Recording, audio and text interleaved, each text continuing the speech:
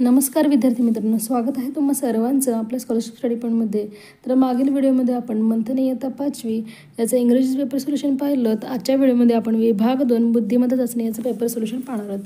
तर पहा, एकूण प्रश्न 50 आहेत आणि गुण तुम्हाला 100 असतात. आणि पहा, इथे तुम्हाला इंग्रजी अक्षरमाला दिलेली असते. या अक्षरमालेचा वापर करून आपल्याला काही प्रश्न असतात जे सोडवायचे असतात. तर आता पाहूयात पहिला प्रश्न. तर पहा काय सांगितलं आहे, खालील अक्षरापासून एक अर्थपूर्ण शब्द तयार करा व तयार झालेल्या अर्थपूर्ण शब्दातील पहिले व शेवटचे अक्षर घेऊन खालपैकी कोणता शब्द तयार होईल असं म्हणलेलं आहे. मग आधी आपल्याला काय करायचं आहे, या अक्षरांचा अर्थपूर्ण शब्द तयार करायचा आहे. तर पहा, कोणता अर्थपूर्ण शब्द तयार होतो? न त सं म ग. पहा, संग न मत. कोणता शब्द इथे तयार झालेला आहे? संगनमत. मग आपल्याला काय म्हणलेलं आहे, तयार झालेल्या शब्दातील पहिले आणि शेवटचे अक्षर, पहिलं आणि शेवटचे अक्षर घेऊन कोणता शब्द तयार झाला? संत. कोणता शब्द तयार होईल? संत. पहा, 3 नंबरचा पर्याय अगदी बरोबर आहे, त्यालाच तुम्हाला टिक करायचं आहे. त्यानंतर पहा पुढील प्रश्न. खालील पंक्तीमध्ये अकारांत व इकारांत शब्दांच्या संख्येतील फरक किती? तर इथे तुम्हाला अकारांत म्हणलं हे चुकून छापलेल्या विद्यार्थ्यांना इथे आकारांत असायला हवा. आकारांत म्हणजे जे काना असलेले शब्द. आणि इकारांत हा पहिली विलांटीचा इकारांत आहे का दुसरी? तर हा दीर्घ आहे. दीर्घ असल्यामुळे दुसरी विलांटीचा आपल्याला शब्द मोजायचे आहेत. आणि हा काय आहे? ऱ्हस्व ई. ऱ्हस्व ई म्हणजे पहिली विलांटी आणि दीर्घ ई म्हणजे दुसरी विलांटी. तर पहा, आता आपल्याला मोजायचे आहेत शब्द. आधी आपण आकारांत मोजूयात. आकारांत म्हणजे काना असलेले. पहा, इथे 2 आहेत, 3, त्यानंतर पहा 4, 5, 6, 7. आकारांत किती झाले? 7 झालेले आहेत. आता इकारांत आपल्याला मोजायचे आहेत. इकारांत म्हणजे दुसरी विलांटी. तर इथे पहा 1 ही पहिली विलांटी आहे, 2, 3 आणि हे राहिलेलं आहे 4. 1, 2, 3 आणि 4. तर अशा प्रकारे इकारांत किती आहेत? तर ते आहेत 4. मग या दोघातील आपल्याला फरक सांगायचा आहे. मग 7तून 4 गेले किती झाले? 3. मग पहा, 3 उत्तर कुठे दिले? 4 नंबरच्या पर्यायामध्ये. त्यालाच तुम्हाला टिक करायचं होतं. त्यानंतर पाहूयात पुढे प्रश्न. तर पहा 28वा प्रश्न. पुढे काही रोमन संख्या दिल्या आहेत, त्यापैकी 3ने निशेष भाग जाणारी संख्या किती? 3ने निशेष भाग म्हणलेलं आहे म्हणजे 3ची कसोटी आपल्याला लक्षात घ्यायची आहे. मग 3ची कसोटी काय असते? दिलेल्या संख्येतील अंकांच्या बेरजेला 3ने भाग जात असेल तर त्या संख्येला देखील 3ने पूर्णतः भाग जातो. मग पहा, आधी आपल्याला हे पाहायचे आहेत की हे अंक कोणते आहेत. XL रोमन अंक कोणते आहेत हे आपल्याला समजून घ्यायचे आहे. रोमन संख्यामध्ये 7 बेसिक सिम्बॉल्स आहेत. 7 बेसिक सिम्बॉल कोणते? IV, XL आणि CDM. हे तुम्हाला नेहमी मी सांगत आलेली आहे. अशाच क्रमाने तुम्ही देखील पाठ करायचं आहे. I म्हणजे 1, 5, 1, 5, 10, 15, 100, 500 आणि 1000. अगदी हे सोप्या पद्धतीने तुम्हाला लक्षात राहणार आहे. तर इथे पहा, XL म्हणलेलं आहे. मग ज्या वेळेस लहान अंक, लहान व्हॅल्यू असलेली जो काही अक्षर आहे तो जर मोठ्याच्या आधी आला तर त्यांची वजाबाकी होते. Lची व्हॅल्यू किती आहे? 50 आणि Xची 10. मग 50मधून 10 गेले किती झालं? 40. XL म्हणजे किती? 40 असतं. XL म्हणजे किती पहा, 1 मिनिट. तर XL म्हणजे किती आहे? 40. त्यानंतर VI. V म्हणजे 5 आणि I म्हणजे 1. मोठ्या संख्येच्या पुढे जर लहान संख्या आली तर त्यांची बेरीज होते 6. VI म्हणजे 6. XII 10, 11, 12. XII म्हणजे 12. IX म्हणजे पहा, पुन्हा इथे वजाबाकी होणार आहे म्हणजेच इथे 10तून 1 गेला 9. C म्हणजे 100 आहे आणि IV म्हणजे किती असणार आहे? 4 असणार आहे, वजाबाकी होणार आहे. XV म्हणजे किती असणार आहे? 10 आणि 5, 15 असणार आहे. तर आता आपल्याला पाहायचं आहे की 3ने निशेष भाग कोणत्या कोणत्या संख्यांना जातो. मग पहा, 40मध्ये 4 अधिक 0 यांची बेरीज केल्यानंतर 4च येणार आहे. मग याला 4ने भाग जाईल का? नाही. VI पहा 6 आहे, 3च्या पाड्यामध्ये 6 येतो म्हणून याला भाग जाणार आहे. XII म्हणजे 12, 2 आणि 1 3, याला देखील 3ने भाग जाईल. 2 संख्या झाले. 9ला देखील भाग जाणार आहे. C म्हणजे 100, 1 अधिक 0 अधिक 0 किती येणार आहे? 1 उत्तर. मग याला 3ने भाग जाणार नाही. 4ला देखील भाग जाणार नाही. 15, 1 आणि 5, 6 होणार आहे म्हणजे याला देखील भाग जाणार आहे. मग किती संख्या झाले पहा? 1, 2, 3 आणि हे 4. तर अशा प्रकारे एकूण 4 संख्यांना 3ने भाग होतं. 6ला भाग जाणार आहे, त्यानंतर 12ला, 9ला. तर इथे पहा, हे 4ला जाणार नाही, 100ला जाणार नाही आणि इथे काय 40ला देखील जाणार नाही आणि 15ला जाणार आहे. तर अशा प्रकारे किती झाले एकूण संख्या? 4. म्हणून आपल्याला 3 नंबरच्या पर्यायाला टिक करायचं होतं. तर अशा प्रकारे विद्यार्थ्यांना तुम्ही विभाज्यतेच्या कसोट्या देखील चांगल्या प्रकारे लक्षात ठेवायचे. त्यानंतर पहा 29वा प्रश्न. तर इथे तुम्हाला लेटर्स दिलेत. या अक्षरमालेत सी व टीच्या दरम्यान जेवढी अक्षरे आहेत त्याच्या निमपट अक्षरे खालीलपैकी कोणत्या 2 अक्षरांच्या दरम्यान आहेत असं विचारलेलं आहे. तर आधी आपल्याला सी व टी यांच्या दरम्यान एकूण किती अक्षरे आहेत ते मोजायचे आहेत. तर इथे पहा सी आहे 3 नंबरला आणि टी कुठे आहे पहा इथे. टीचा क्रमांक आहे 20. तर आता पहा या दोन्ही लेटरमध्ये एकूण किती अक्षरे आहेत ते आपल्याला पाहायचे आहेत. तर हे पहा 5चा ग्रुप आहे, हे 5चा ग्रुप आहे, 10 झाले. आणि इथे किती आहे 4 आणि इथे 2. त्यानंतर म्हणजे किती झाले 6. मग 10 आणि 6 किती झाले 16. म्हणजे या दोघांच्या दरम्यान किती अक्षरे आहेत 16. मग आपल्याला काय म्हणलं याच्या निमपट अक्षरे. निमपट म्हणजे किती अर्धे. मग भागिले 2 केल्यानंतर किती येणार आहे उत्तर 8. भागिले 2 केल्यानंतर उत्तर किती येणार आहे 8. म्हणजे आता आपल्याला पर्यायामधून असे 2 लेटर्स आपल्याला शोधायचे आहेत. अशी 2 अक्षरे शोधायची आहेत की ज्याच्यामध्ये 8 अक्षरे येतील. जी आणि ओ पहा कुठे दिले. जी इथे आणि ओ इथे आहे. मग पहा या दोन्हीमध्ये 4 आणि 3 7 आहेत. हे येणार नाही. एच आणि क्यू. एच पहा इथे आहे आणि क्यू या ठिकाणी. मग आता दोघांमध्ये किती अक्षरे आहेत पहा. हे 5, हे 6 आणि 7 8. तर पहा एच आणि क्यूमध्ये 8 अक्षरे आहेत. म्हणजेच हेच आपलं बरोबर उत्तर असणार आहे. यामध्ये 7 आलेले आहेत. यम आणि आरमध्ये आता पाहूयात आपण. यम इथे आहे, आर इथे आहे. तर या दोघांमध्ये किती आहेत 1 2 3 4च आहेत. ए आणि एफमध्ये पहा. ए एफ 1 2 3 4 इथे देखील 4च आहे. म्हणजेच 2 नंबरचंच पर्याय आपलं बरोबर असणार आहे. यालाच तुम्हाला टिक करायचं आहे. आय होप की तुमच्या लक्षात आलं असणार आहे. तर विद्यार्थ्यांना जर तुम्हाला हा व्हिडिओ आवडत असेल तर व्हिडिओला लाईक करत जावा आणि तुमच्या मित्रमैत्रिणींना देखील व्हिडिओ शेअर करत जावा जेणेकरून त्यांना देखील या व्हिडिओचा फायदा होणार आहे. त्यानंतर पहा प्रश्न 30 ते 34साठी सूचना. गटात न बसणारे पद इथे आपल्याला ओळखायचे.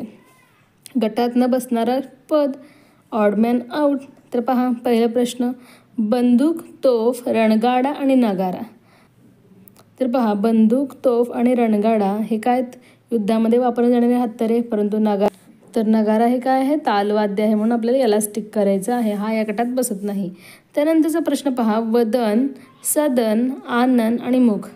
तर पहा तोंडचं मुखचं समानार्थी शब्द आहे मुख, तोंड, वदन, आनन आणि मुख. परंतु सदन हे कशाचं समान शब्द आहे घराचं. घराला आपण गृह म्हणतो, सदन म्हणतो, आलय म्हणतो, निवास म्हणतो, निवारा म्हणतो. म्हणून आपल्याला 2 नंबरच्या पर्यायाला टिक करायचं होतं विद्यार्थ्यांनो. त्यानंतर पहा 2 9 4 4 4 8 6 4 8 आणि 3 2 6. काही अंगावर आधारित जे काही प्रश्न असतात ते काही वेळेस अगदी सोपे असतात परंतु काही वेळेस खूप अवघड असतात. त्याचा लॉजिकच बऱ्याच वेळा आपल्याकडून बऱ्याच वेळा त्याचं लॉजिक हे आपल्याला सापडत नाही. पण अशा वेळेस काय करायचं या प्रश्नामध्ये जास्त वेळ न देता आपल्या पुढील प्रश्नाकडे जायचं आहे. कारण काय होतं आपल्याला उत्तर शोधेपर्यंत खूप वेळ जातो आणि परीक्षेमध्ये आपल्याकडे वेळ कमी असतो. सहज जर आपल्याला उत्तर मिळालं तर लगेच टिक करायचं किंवा ह्याचं उत्तर जर आपल्याला नाही सापडलं तर त्याला सोडून द्यायचं आणि पुढच्या प्रश्नाकडे द्यायचं आहे विद्यार्थ्यांनो. कारण तुमचा वेळ हा खूप महत्त्वाचा असतो परीक्षेमध्ये. तर आता पाहूया त्या प्रश्नाचं उत्तर काय असणार आहे. तर पहा इथे 2 9 4 इथे दिलेलं आहे. एक मिनिट. तर पहा इथे पहिल्या पर्यायामध्ये 2 9 4 दिलेले आहे. मग ही समसंख्या आहे, ही देखील सम आहे, ही देखील सगळे समसंख्या दिलेले आहेत. मग आता याच्यातील वेगळा शब्द कसा ओळखायचा. तर इथे पहा 2 हा जो काही अंक आहे सुरुवातीचा शतकातील त्याला 9 आणि 4 94ला पूर्णता भाग देतो. 4 या संख्येने देखील 48ला पूर्ण भाग देतो. 6ने देखील 48ला पूर्ण भाग देतो. परंतु इथे पहा 3 26ला पूर्ण भाग जात नाही म्हणून हाच वेगळा असणार आहे. कारण पहा याचं लॉजिक माझ्या मते 4 नंबरचा पर्याय असणार आहे. तर तुमचं उत्तर वेगळं असेल तर तुम्ही मला कमेंट करून सांगायचं आहे. त्यानंतर पहा 33वा प्रश्न LXX VII. यल म्हणजे किती 50 60 70 आणि VII म्हणजे 7 77. LVII. यल म्हणजे 50 50 आणि 7 किती झालं 57. XL म्हणजे 40 आणि 7 47 झालेलं आहे. 20 आणि 7 दिलेलं आहे पुन्हा 27 दिलेलं आहे. तर आता पहा गटातनं बसणारा शब्द कोणता असणार आहे. तर आता पहा गटातनं बसणारा अंक कोणता असणार आहे. 77 ही संयुक्त संख्या करण्याला 11ने पूर्ण भाग देतो. 57ला देखील 3 पूर्ण भाग जातो, कारण 5 आणि 7 यांची बेरीज किती होते? 3 होते. मग पहा याला 3 भाग जातो. 4 आणि 7 यांची बेरीज होते 11. तर ही मूळ संख्या आहे. 27 ही देखील संयुक्त संख्या आहे. याला 3 9 आणि 27 भाग जातं. म्हणजे 47 हे काय असणार आहे? यातील वेगळा अंक, कारण तो काय आहे? मूळ संख्या. म्हणून आपल्याला 3 नंबरच्या पर्यायाला टिक करायचं आहे. त्यानंतर पहा पुढील प्रश्न. TAT NAN PA इथे पहा उलट दिलेलं आहे आणि BA असं दिलेलं आहे. तर अशा प्रकारच्या प्रश्नामध्ये पहा आपल्याला नीट बारकाईने पाहायचं आहे.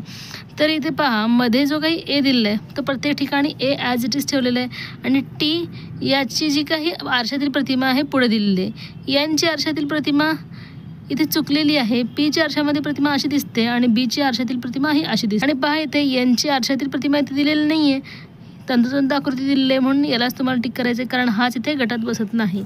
अशा प्रकारे हा प्रश्न होता. त्यानंतर पहा प्रश्न 35वा. सूचना दिलेली आपल्याला पुढील संख्या मालिकेत प्रश्नाच्या जागी येणारी संख्या ओळखा. तर इथे आपल्याला संख्यामाला दिलेली आहे. तर इथे पहा पहिली संख्यामाला 5, 6, 15, 40, 170 आणि 291 असं दिलेलं आहे. तर इथे पहा संख्यामध्ये खूप मोठा फरक आहे. म्हणजेच काय असणार आहे? यांचा गुणाकार किंवा त्यांचा वर्ग यांची बेरीज केली असणार आहे. तर आता आपल्याला तो शोधायचे ते कशाप्रकारे बदल केलेला आहे. प्रश्न आपल्याला व्यवस्थित बारकाईने सोडायचं आहे. 5 नंतर 6 दिलेले, मग 6 नंतर 15 दिलेले, तर संख्या एकदमच मोठ्या होत गेले आहेत. म्हणजेच यामध्ये वर्गसंख्या हे मिसळले असतील. तर इथे पहा 5मध्ये 1चा वर्ग 1 जर मिळवला तर उत्तर किती येतं? 6 येतं. परंतु 6मध्ये 2चा वर्ग 4 मिळवला तर उत्तर 10 येतं. परंतु इथे 15 दिलेलं आहे.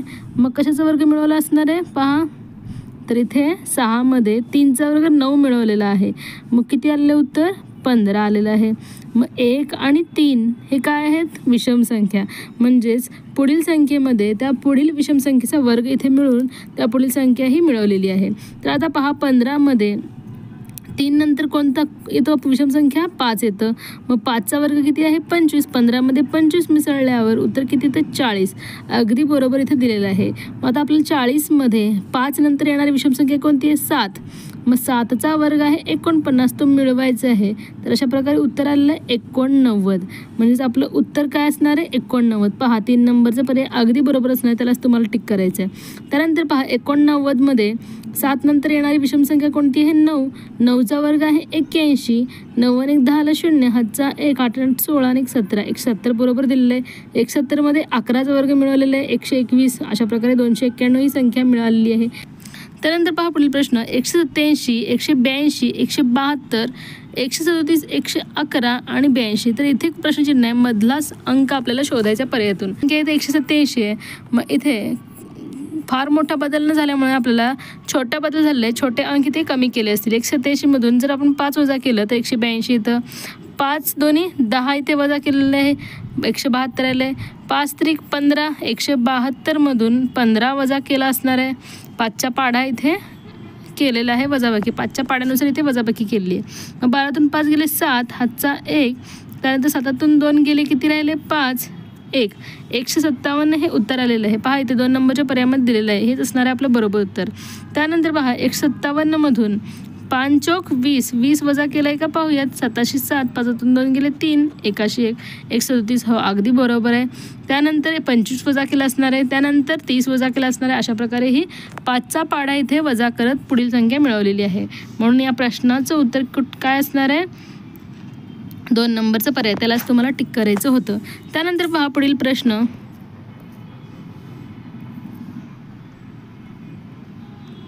त्यानंतर पहा पुढील प्रश्न 37वा. प्रश्नचिन्हाच्या जागी क्रमाने येणारी आकृती ओळखा. तर पहा इथे मध्ये प्रश्नचिन्ह दिलेलं आहे. त्रिकोण, तर अशा प्रकार चिन्ह आणि चौकोन दिलेलं आहे. त्यानंतर हा जो काही मधला चिन्ह आहे तो 1 नंबरला आलेला आहे आणि शेवटचं जो चिन्ह आहे तो वर आलेला आहे, पहिला खाली गेलेला आहे. पहिला खाली गेल्यामुळे हे दोन्ही चिन्ह जे आहेत ते वर आलेले आहेत. त्यानंतर पहिला पुन्हा खाली गेलेला आहे आणि हे दोन्ही जे अंक चिन्ह आहेत ते पुन्हा वर आलेले आहेत. मग आता काय होणार आहे? पहिला जो चौकोन आहे तो खाली जाणार आहे आणि जे पुढे राहिलेले जे काही आहेत चिन्ह ते पुन्हा वर येणार आहेत. म्हणजेच त्रिकोण आणि अशा प्रकारचे चिन्ह येणार. ज्यावेळेस प्रश्न तर पहा विद्यार्थ्यांनो, ज्यावेळेस तुम्हाला 4 नंबरची आकृती विचारली जातं तर ती आकृती पहिल्यासारखीच असते, हे देखील तुम्ही लक्षात ठेवायचं. तर अशा प्रकारे देखील तुम्ही उत्तर शोधू शकता. सेम पहिल्यासारखी आकृती कुठे दिली आहे पहा इथे 2 नंबरच्या पर्यायामध्ये. पहा तर इथे पहा या 2 नंबरच्या पर्यायामध्ये पहिल्यासारखी आकृती दिली आहे, यालाच तुम्हाला टिक करायचं. हेच असणार आहे याचं बरोबर उत्तर. त्यानंतर पाहूयात पुढील प्रश्न. 38वा प्रश्न पहा. BY, EV, KP आणि MN आणि इथे प्रश्नचिन्ह दिलेले आहे. तर बी तर पहा हे जे काही लेटर्सवर आधारित प्रश्न असतात तर यामध्ये पहिलं अक्षर आणि दुसऱ्याचं हे रिलेशन आपल्याला लावायचं असतं. त्यानंतर बरं इथे पहा बी नंतर CD सोडून E आलेलं आहे. Y नंतर पहा वायच्या आधी हा V आहे, व्हीच्या तर इथे पुढील लेटर दिलेलं आहे, तर इथे मागील लेटर इथे दिलेलं आहे VWXY पहा इथे. मग अशाच प्रकारे ईच्या नंतर 2 सोडून आपल्याला पुढील घ्यायचं आहे ABCDE FG सोडून इथे काय असणार आहे H पहिला आणि एकच लेटर आपल्याला सापडलं त्याच्यावरून देखील तुम्ही उत्तर शोधू शकता. तर पहा 1 नंबरला H कुठे दिलं आहे पहा 3 नंबरच्या पर्यायामध्ये हेच असणार आहे आपलं बरोबर उत्तर HS. कारण पहा STU नंतर इथे V येतं म्हणजे हे अगदी बरोबर असणार आहे. यालाच तुम्हाला टिक करायचं आहे विद्यार्थ्यांनो. तर अशाच प्रकारे बदल हा पुढे देखील केलेला असं तुम्ही पाहू शकता. त्यानंतर पहा 39वा प्रश्न. पुढील संख्या मालिकेतील चुकीचे पद पर्यायातून निवडा. तर इथे तुम्हाला चुकीचं पद निवडायचं, आधी यांचं रिलेशन तुम्हाला समजून घ्यायचं आहे आणि मग आपला उत्तरे शोधायचे. हा विद्यार्थ्यांनो इथे तुम्हाला बारकाईनं पाहायचं आहे. 319 या संख्येतील अंकांची बेरीज आधी तुम्हाला करायची आहे. 9 1 10 3 13. मग 13 हा अंक जो काही आहे तो आधीच्याच अंकामध्ये पुन्हा मिळवलेला आहे. 319 अधिक 13 बरोबर किती आलेलं आहे 9 3 12ला 2 हातचा 1. त्यानंतर पहा ती 1 1 2 1 3 आणि इथे 3 332 ही संख्या इथे मिळवलेली आहे. त्यानंतर 332 मधील अंकांची बेरीज किती आली 3 3 6 2 8 8 इथे मिळवलेले आहे आणि पुढील अंक मिळवलेले 340. 4 3 7 7 मिळवल्यानंतर इथे बेरीज किती यायला हवं 347 यायला हवं. त्यानंतर पहा 7 8 9 10च्या 14.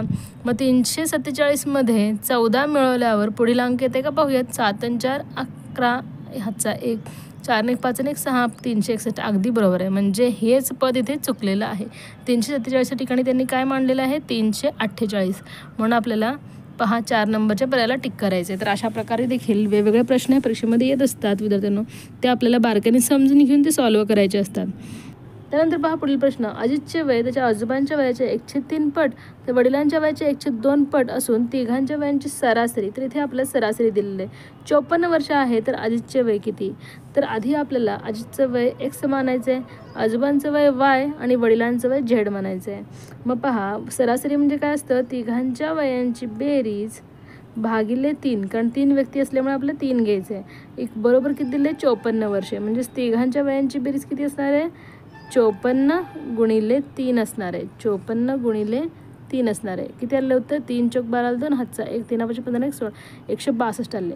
तिघांच्या वयांची बेरीज 162 दिले. मग इथे आपलं अजितचं वय हे आजोबांच्या वयांचे काय आहे 1/3 पट म्हणजे X बरोबर किती 1/3 गुणिले Y असणार आहे. तर वडिलांच्या वयांचे 1/2 पट म्हणजेच Z/2 असणार आहे. 1/2 मध्ये त्याचा निमपट. मग अशा प्रकारे आपल्याला एका व्हॅल्यूमध्ये हे तर अशा प्रकारे आपल्याला एका व्हॅल्यूमध्ये हे व्हॅल्यूज पुट करून आपल्याला सॉल्व्ह करायचं आहे. तर आता आपण हे सॉल्व्ह करूयात. तर पहा आपल्याकडे काय व्हॅल्यू आलेली आहे आता X अधिक Y अधिक Z बरोबर किती आलेलं आहे 162 आणि X बरोबर किती आहे 1/3 Y आहे. मग आता X बरोबर 1/3 Y हे व्हॅल्यू पुट करूयात अधिक Y अधिक Z. आता Z हे वडिलांचं वय आहे मग वडिलांचं वय देखील आपल्याला वायमध्ये काढायचं आहे. परंतु आपल्याकडे काय व्हॅल्यू दिलेलं आहे अजितचे वय म्हणजेच X बरोबर किती आहे Z/2 किती आहे 2 म्हणजेच 2X बरोबर किती आलं Z आलं. मग X बरोबर आपण हे लिहू शकतो 1/3 Y. मग पहा 2 गुणिले 1/3 Y हे येणार आहे. मग आता पहा हे सगळं आपल्याला सॉल्व्ह करायचं आहे. 1/3 Y म्हणजेच काय Y/3 अधिक Y अधिक 2 गुणिले 1 गुणिले Y म्हणजेच 2Y असणार आहे छेद 3 असणार आहे बरोबर 162. मग आता पहा इथे देखील छेद 3 आणण्यासाठी आपल्याला अंशाला देखील 3 न गुणायचे आहे. मग 3Y आणि हा एक Y आणि 2Y 3 आणि 2 5 आणि 1 6Y 6Y छेद समान आहे 3 6Y छेद किती आलेलं आहे 162. तर आता हे आपण मांडूयात 6Y छेद 3 बरोबर 162 झालेला आहे. मग आता 6y बरोबर किती असणार आहे? 162 गुणिले 3 असणार आहे. मग आता yची आपल्याला किंमत काढायची म्हणून आपल्याला काय करायचं? 6 भागायचं आहे. मग आता पहा हे 6 आपण आता नेक्स्ट स्टेपमध्ये इथे खाली मांडणार आहे. मग आता पहा 3 1 3, 3 2 6, बे 1 बे, बे 8 16 आणि 1 1. म्हणजेच yची किंमत किती आली? 81 वर्षे. y आपण कोणासाठी मानलं होतं? आजोबांसाठी. आजोबांचं वय किती आलं? 81. मग आता आपले अजितचे वय काढायचे आहे. अजितचे वय किती म्हणलेलं आहे? मग आता अजितचं वय काय असणार? आजोबांच्या वयाचे 1/3 पट म्हणजेच 81 गुणिले 1/3 म्हणजेच भागिले 3 असणार आहे. मग पहा 3 1 3, 3 2 6. मग आता किती राहिले? 7 8 2 राहिले. 3 7 21 म्हणजे 27 वर्षे हे असणारे अजितचं वय. तर पहा 27 वर्षे कुठे दिलेलं आहे? 2 नंबरच्या पर्यायामध्ये. यालाच तुम्हाला टिक करायचं आहे. तर पहा आजोबांचं वय 81 आलं, अजितचं वय 27 आलं आणि वडिलांचं किती आहे? वडिलांच्या वयाचे निमपट काय आहे? अजितचं वय. म्हणजेच वडिलांचं वय त्याच्यात दुप्पट असणार आहे. म्हणजेच किती असणार आहे? 54 असणार आहे. आता या तिघांची बेरीज पहा 162 येते का पाहूयात आपण.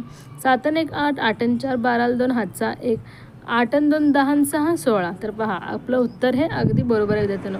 अशा प्रकारे तुम्ही देखील आपलं आन्सर हे क्रॉस चेक करायचं आहे नेहमी. त्यानंतर पहा इकडे प्रश्न, नमिता व प्रणिता यांच्या आजच्या वयांची बेरीज. नमिताचं वय x म्हणून प्रणिताचं y.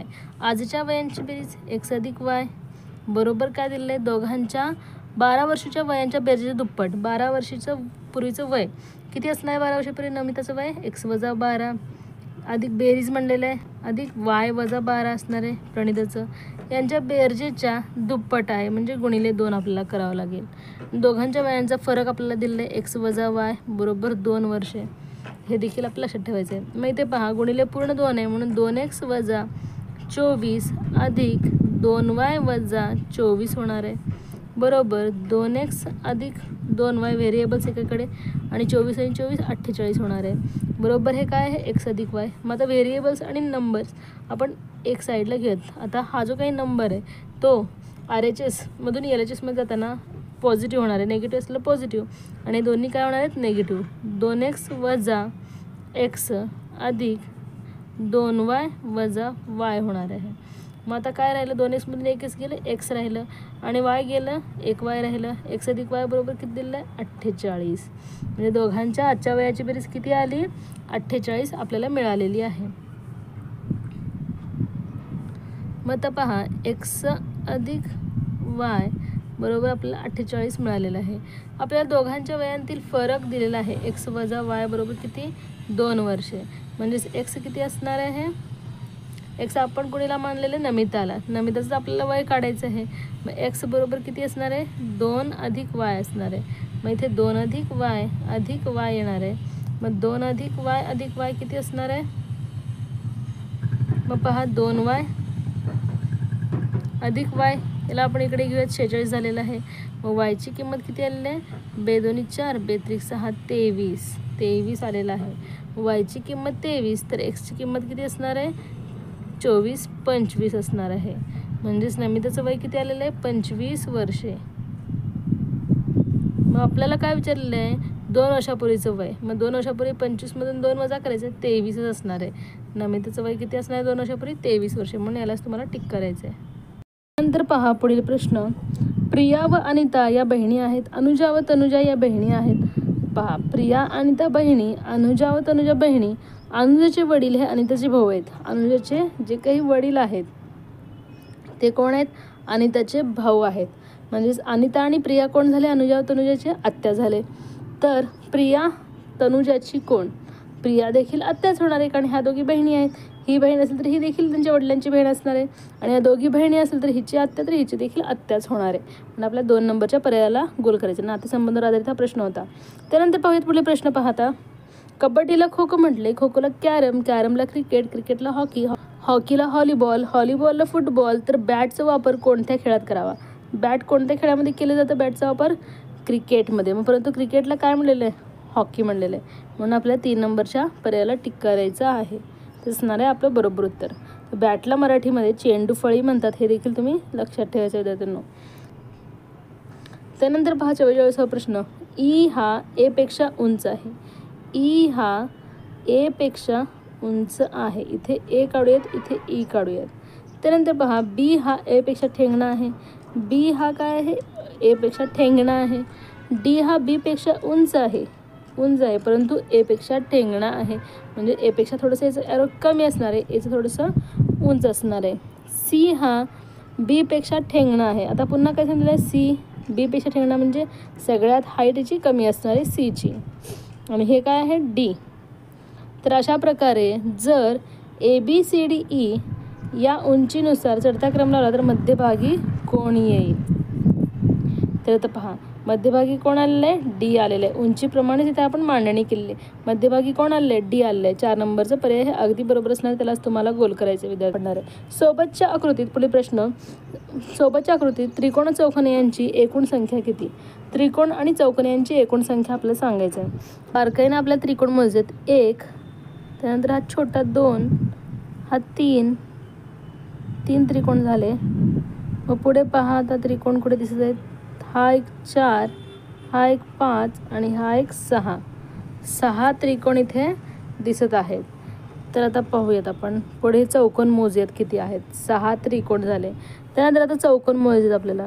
तर इथे पहा हा चौकोन आहे 1, त्यानंतर 2, हा 3 4 5 6, त्यानंतर पहा 7 8 9 10, पुन्हा हा एक 11 12, त्यानंतर पहा 13 14 झालेले आहेत.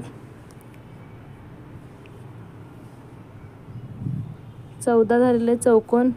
आणखी चौकोन कुठे दिसत आहेत का तुम्हाला. त्यानंतर पहा हा 15 16. तर अशा प्रकारे 16 झाले. आणि हा 17 18. मग पाहता या दोघांची बेरीज करायची. 18 आणि 6 किती झाले, 24. म्हणजे त्रिकोण चौकोन यांची एकूण संख्या माझ्या मते तर 24 आहे. 4 नंबरचा पर्याय बरोबर असणार आहे. जर तुम्हाला आणखी त्रिकोण चौकोन दिसले तर तुम्ही मला कमेंट करून सांगायचं आहे. त्यानंतर पहा पुढील प्रश्न आरशातील प्रतिमा सांगितलेला आहे. आरशातील प्रतिमेमध्ये डावी बाजू उजवीकडे आणि उजवी बाजू डावीकडे जाणार आहे. तर ही बाजू जवळ येणार आहे. तर इथे पहा इथे उलट दिलेलं आहे म्हणून हे चुकीचं आहे. मग इथे पहा इथे देखील चुकीचं आहे. मग अशा प्रकारे हे दोनच आपले पर्याय राहिले आहेत. मग आता दोघांमध्ये आपण सॉल्व करू शकतो. तर पहा जवळचा भाग जवळ आहे, इथे देखील हा भाग कुठे जाणार आहे, जवळच असणार आहे या साईडला. हा देखील भाग अगदी बरोबर आहे. त्यानंतर पहा हे रिकामं आहे, परंतु पहा इथं भरलेलं दाखवलं आहे. म्हणजे हे पर्याय चुकीचं आहे, हे अगदी बरोबर आहे. 3 नंबरचा पर्याय अगदी बरोबर आहे, त्यालाच तुम्हाला टिक करायचं आहे. पुढील प्रश्न पहा आता लेटर्सचं देखील आपल्याला आरशातील प्रतिमा सांगायचं आहे. हा बाहेरील चौकोन ॲज इट इज राहणार आहे. जवळचा भाग के इथेच असणार आहे, इथे पहा हे उलट दिलेलं आहे. ॲज इट इज दिसणार आहे का, नाही, हे कॅन्सल झालेलं आहे. त्यानंतर पहा MASK, ए हा आरशामध्ये ॲज इट इज दिसतो, परंतु इथे उलट दिलेलं आहे म्हणून हे चुकीचं आहे. इथे बरोबर आहे, इथे देखील उलट दिलं, हे चुकीचं आहे. म्हणजेच हेच पर्याय आपला अगदी बरोबर आहे विद्यार्थ्यांना, यालाच तुम्हाला टिक करायचं आहे. तर अशा प्रकारे देखील तुम्ही याचा आन्सर शोधू शकता. ऑप्शनल एलिमिनेशन मेथड म्हणतात याला. त्यानंतर पहा पाण्यातील प्रतिबिंब आपल्याला सांगितलेलं आहे. पाण्यामध्ये काय होतं, वरचा भाग खाली जातो आणि खालचा भाग वर होतो. वरचा भाग हा जो काही वरचा भाग आहे तो खाली जाणार आहे आणि खालचा भाग वर असणार आहे. तर अशा प्रकारे इथे बदल होणार आहे. पहा हे चुकीचं आहे आणि इथे पहा हे देखील. त्यानंतर पाहता हे तिन्हीमध्ये आपल्याला नीट बारकाईनं पाहायचं आहे.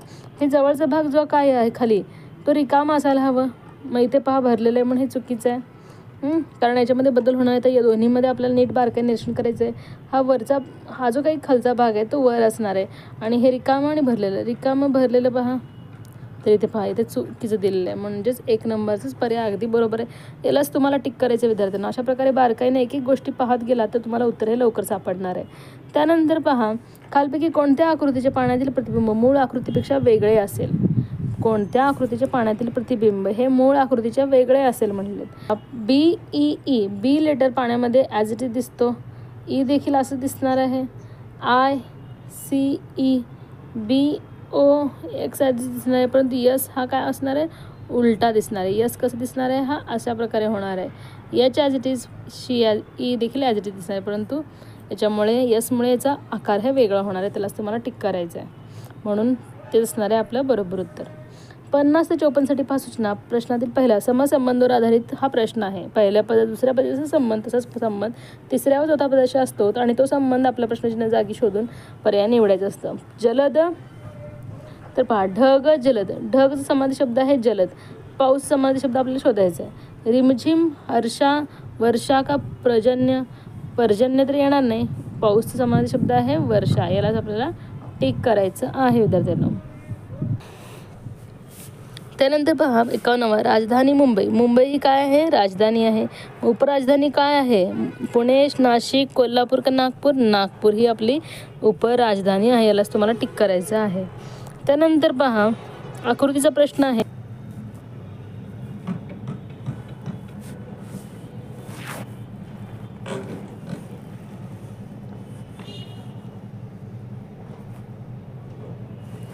तर इथे पहा आरशातील इथे प्रतिमा दाखवलेली आहे. मग याचे देखील आपल्याला आरशातील प्रतिमाच आपल्याला शोधायचं आहे. तर पहा इथे हा आकार इथे येणार आहे. म्हणजे असा आणि असा आकार पहा इथे चुकीच दिलेलं आहे. इथे आणि इथे बरोबर हे देखील चुकीचं आहे.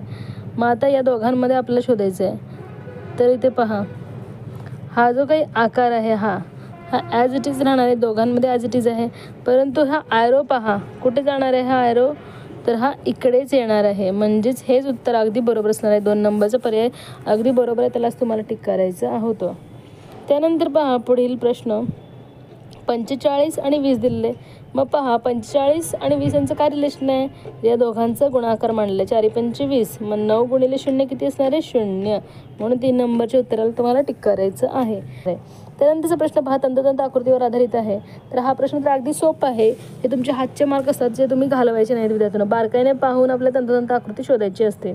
तर पहा इथे आकृती आतील जे काही आकृती आहेत ते सेमच आहेत सगळीकडे. तर इथे पहा फर्स्ट हे देखील सेम आहे. सेकंड पहा इथे हे वेगळं आहे. हे कॅन्सल झालेलं आहे. सगळीकडे सेम आहे. त्यानंतर पहा इथली आकृती इथे वेगळी आहे. ही कॅन्सल झालेलं आहे. इथं सेम आहे पण ते कॅन्सल आहे. इथे या दोघांमध्ये सेमच आहे. त्यानंतर पहा इथे पहा ही देखील सेमच आहे. त्यानंतर चौकोन तर पहा इथे चौकोन आहे परंतु इथे वेगळं आहे. म्हणजे 4 नंबरचाच पर्याय अगदी बरोबर असणार. त्यालाच तुम्हाला टिक करायचं आहे. पुढील प्रश्न देखील तंतोतंत आकृतीचा प्रश्न आहे. चारीकडे वा तोंड पाहूयात. इथे नाक पाहूयात. नाक देखील सेम आहे. डोळे पाहूयात. पहा डोळे देखील सेमच आहे. गंध पाहूयात. पहा हे गंध वेगळा आहे. कॅन्सल झालं. हे देखील वेगळं आहे. हे दोन्ही कॅन्सल झाले. त्यानंतर पहा कान. कानमध्ये बारकाईने पहा हे कॅन्सल झालं आहे. राहिलं कोणतं? 4 नंबरचं 3 नंबरचा पर्याय. यालाच तुम्हाला टिक करायचं आहे. ते असणार आहे आपलं बरोबर उत्तर. त्यानंतर पहा 57वा प्रश्न. एका रांगेत सुमितचा डावीकडून 9वा व त्याच्या उजवीकडे 11व्या क्रमांकावर असलेला राजूचा उजवीकडून 17वा क्रमांक आहे. तर रांगेतील मुलांची संख्या किती? तर पहा इथे आपल्याला काय माहिती दिलेली आहे व्यवस्थित आपल्याला सोडवायचं आहे. एका रांगेत सुमितचा डावीकडून ही असती डावी बाजू तर ही असती उजवी बाजू. सुमितचा डावीकडून 9वा क्रमांक आहे. डावीकडून त्याचा 9वा क्रमांक आहे सुमितचा. त्याच्या उजवीकडे आता सुमितचा उजवा हात कुणीकडे असणार आहे? इकडेच असणार आहे. उजवीकडे 11व्या क्रमांकावर. कितव्या? 11व्या क्रमांकावर कोण आहे? राजू. याचा उजवीकडून कितवा क्रमांक आहे? म्हणजे इकडून 17वा क्रमांक आहे. म्हणजे जर उजवीकडून 17वा असेल तर त्याच्या मागे 16 असतील. आणि सुमितचा जर डावीकडून 9वा क्रमांक असेल तर त्याच्या मागे 8 मुले असतील. आणि राजूच्या आणि सुमितच्या पुढे 11व्या क्रमांकावर कोण आहे? राजू. म्हणजे या दोघांच्यामध्ये किती मुलं असतील? 10. तर पहा येते 10 आणि 8 18. 18 आणि 16 18 अधिक 16 आपल्याला करायचं आहे. 34 आलेलं आहे. अधिक आपण सुमित आणि राजूला देखील घ्यायचं आहे कारण दोघेही रांगेमध्ये आहेत. मग एकूण मुले किती झाले? 36. मग पहा 36 उत्तर कुठल्या पर्यायामध्ये दिलेलं आहे? 2 नंबरच्या पर्यायामध्ये. यालाच तुम्हाला टिक करायचं आहे विद्यार्थ्यांनो. तर पहा पुढील प्रश्न. थोडं रांगेतील प्रश्न जे काय असतात ते थोडेसे आपल्याला व्यवस्थित सॉल्व्ह करावे लागतात विद्यार्थ्यांनो. एका रांगेत अर्णवसाठी ए वापरूयात. अर्णवच्या डाव्या बाजूला 7व्या क्रमांकावर. डाव्या बाजूला 7व्या क्रमांकावर म्हणलेलं आहे कोण आहे? मिताली. उजवीकडून तिचा ही उजवी बाजू आहे आणि ही डावी बाजू. उजवीकडून तिचा कितवा क्रमांक आहे? 13वा. तर डावीकडून तिचा कितवा क्रमांक आहे? 21वा. तर अर्णवच्या रांगेतील क्रमांक खालीलपैकी कोणता? मग पहा एकाच व्यक्तीचे दोन्हीकडून नंबर दिले असेल दोघांची बेरीज करायची आणि एक कमी करायचं आहे. मग 13 आणि 21 मिळून किती झालेलं आहे? पहा 3 आणि 1 4 34 वजा 1 बरोबर 33. 33 मुले हे रांगेत झालेले आहेत. मग आता पहा या दोघांच्या मध्ये किती मुलं आहेत? 6 मुलं असणार आहेत. मग आता पहा, हिचं डावीकडून कितवा क्रमांक आहे? 21 आणि 21 आणि 6 किती झाले? 27 आणि इथे काय झाला? 28. डावीकडून त्याचा 28वा क्रमांक असणार आहे आणि इथे उजवीकडून कितवा असणार आहे? तर डावीकडून 28वा दिला आहे का? नाही. आता उजवीकडून आपल्याला पाहायचं आहे. तर इथे पहा, या दोघांच्या मध्ये उजवीकडून हिचा क्रमांक किती आहे? 13वा. म्हणजे तिच्या पुढे किती असणार आहेत? 12 मुलं असणार आहेत. 12मधून आपल्याला 6 कमी करायचे कारण हे 6 मुलं आहेत. राहिले किती? 6. मग इथे किती असणार आहेत? 5 मुले आणि उजवीकडून ह्याचा क्रमांक किती असणार आहे? 6वा. तर अशा प्रकारे या प्रश्नाचं बरोबर उत्तर काय असणार आहे? 6वा. तर पहा, अर्णवचा खालपैकी डावीकडून 27वा नाही आलेला, डावीकडून 28वा आलेला, हे चुकणार आहे. उजवीकडून 7वा नाही येणार. उजवीकडून 6वा हो अगदी बरोबर आहे. डावीकडून 26वा देखील येणार नाही. 3 नंबरचा पर्याय अगदी बरोबर असणार, त्यालाच तुम्हाला टिक करायचं विद्यार्थी.